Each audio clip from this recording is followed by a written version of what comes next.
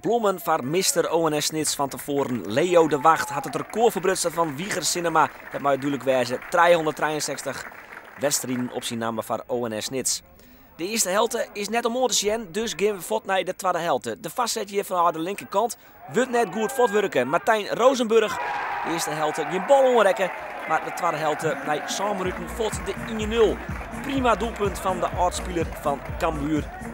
Martijn Rozenburg, 1-0 dus voor ONS Snits. De ploeg van de nieuwe trainer van Cambuur, Dwight Lodewegers, komt vol waarom in de wedstrijd. VVOG hier net echt goed verdediging aan de kant van ONS Snits.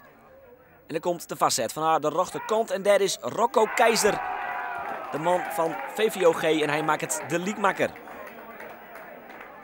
Bij de eerste peel, prima intikt, Keizer 1-1.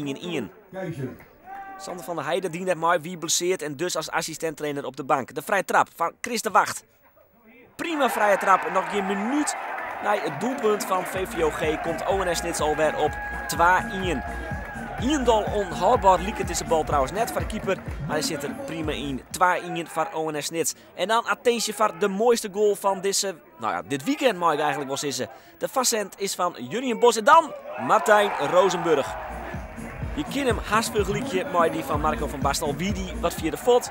En iets minder belangrijk, hier het doelpunt van Martijn Rozenburg. Kaboom! In de kruising. Fantastische goal. 3-1 de winst van ONS Snits. Ik raakte hem echt perfect en op het moment dat hij dan je voet verlaat, zeg maar, om het zo maar even te zeggen, dan weet je eigenlijk wel dat hij erin gaat. En ja, gelukkig stond er niemand voor en vloog hij zo de bovenhoek in.